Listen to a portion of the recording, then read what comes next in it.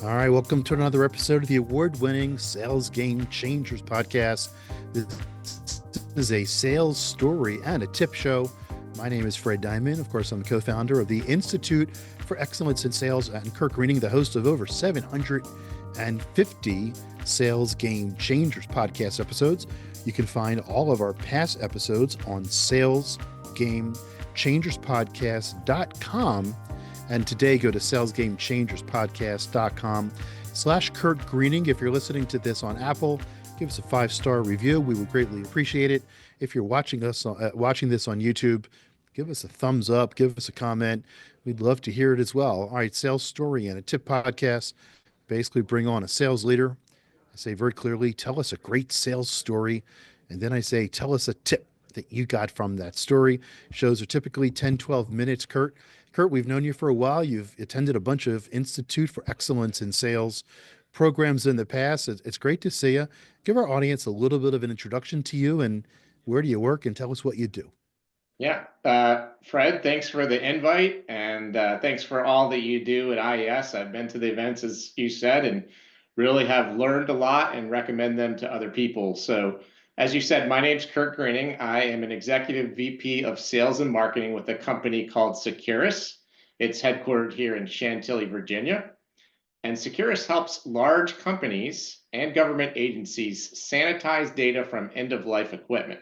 And what we do at the end is we provide an audit-ready certificate of destruction, and we essentially recycle computers, phones, and data center equipment in an environmentally friendly way.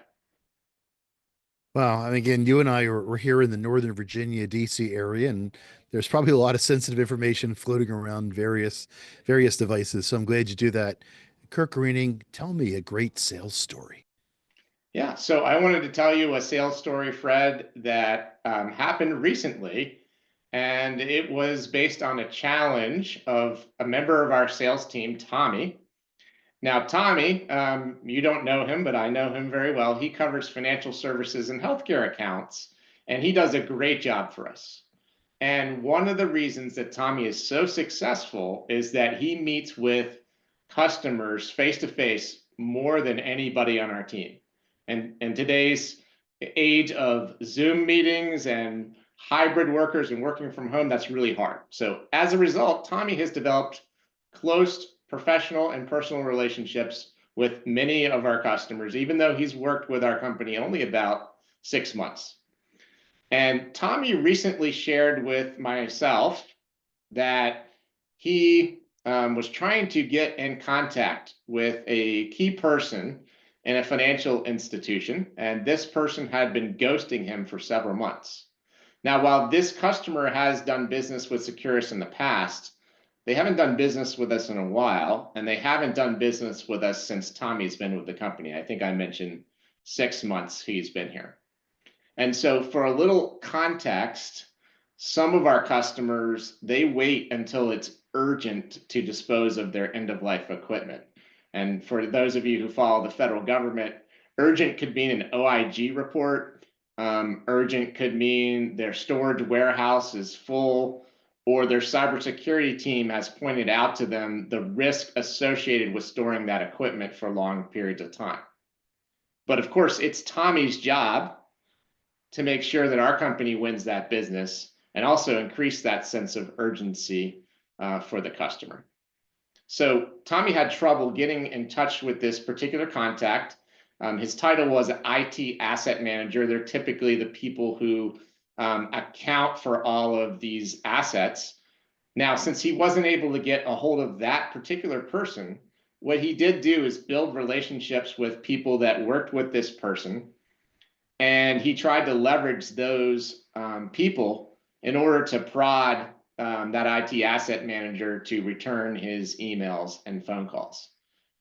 So Fred, after months of reaching out to this customer and working with all these people around him, you know, having to say, hey, can you message this person on Teams? Can you forward my email? If you see him in the hall, can you tell him I'm trying to talk to him?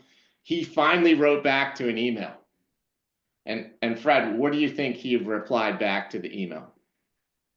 Tell me what he replied back. It is one single sentence. He replied back, "Can I get a discount?" That was what he replied back.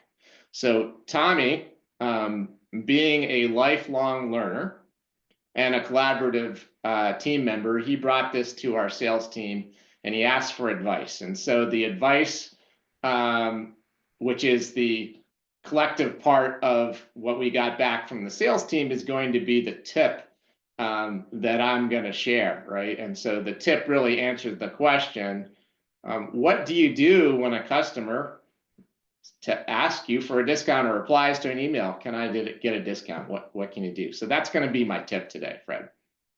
All right. Well, I'm actually curious to hear this. I'm just a couple of things as you're saying this.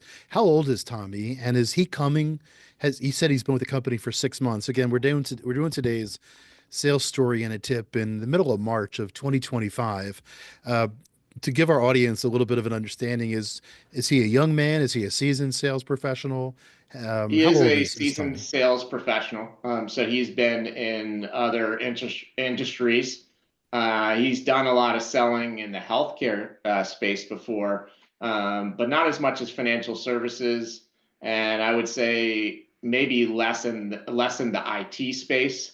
So that's new. Some of the personas that we sell to are completely new to him. All right. So just to tee this up, I'm curious on the answer, and I'm curious on what the customer said. If a customer if a customer goes right to give me a discount, and you've been trying to get to them for a while, and you use the word ghosting before, I'm kind of curious on their response. I mean, typically you don't want to go right to a discount, in most cases, but I'm kind of curious what the advice was here. So, what Yeah, is I the mean, and I'm tip going to that give a you learned from plug. the story? Fred, I know that you probably know every sales trainer. You've probably read every book that is out there. But I would say the advice that we gave him pretty well aligns with advice that you would get if you talk to Ian Altman. You probably know him. He wrote a book called Same Side Selling. And the idea is really just to get on the same side as the customer and figure out what is their problem. So essentially what we recommended to start the conversation was to say, hey, Mr. IT Asset Manager, we would be willing to help prepare a price variance request for our operations team and our finance team. Would you be willing to help me prepare the request? And so the idea is, hey, I hear you, love to help you, but I need to collaborate with you to understand what you're trying to accomplish. And I'll put that together as a document that I'll use to justify why we give you what you need. And so that was the advice, that if we get asked that question, to get on the same side as the customer, start collaborating with them. And then once you get the conversation flowing, you can ask him or her, just questions about, well, tell me why you requested this discount. Is somebody else asking you to do this? Are you comparing us to something else? Maybe comparing it to your budget, comparing it to a competitor, a do-it-yourself alternative. Maybe start asking the questions like, well, how is your success going to be measured, right? If they're a procurement person, maybe they're going to tell you, if I don't get 5% from every vendor this year, I'm not getting my bonus, right? So to finding out those things are really important. Now we're in the electronics disposal business. And so another thing that the team recommended to ask as well is, what are you not willing to sacrifice for price? So typical questions would be, is security important to you? Is inventory accuracy important to you? Is environmental compliance? Those are all things that we excel in. And they're all things that either we or a competitor could sacrifice to make something much cheaper.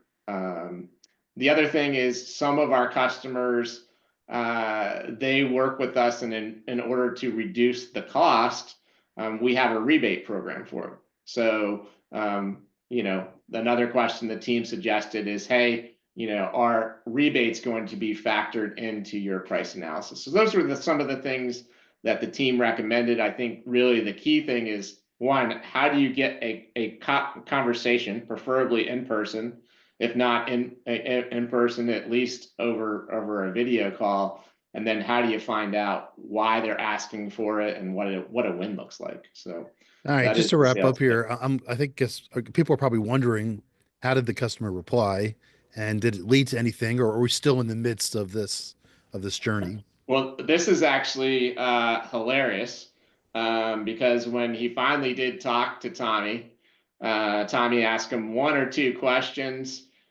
He said, you know, that's all I needed to know, and the PO came like an hour later.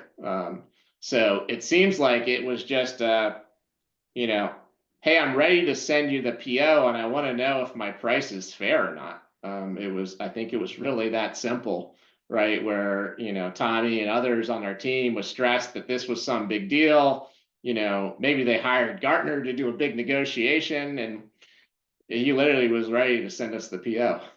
Well, so just curiously, did you offer a discount? We did not offer a discount. It didn't get that far in the conversation.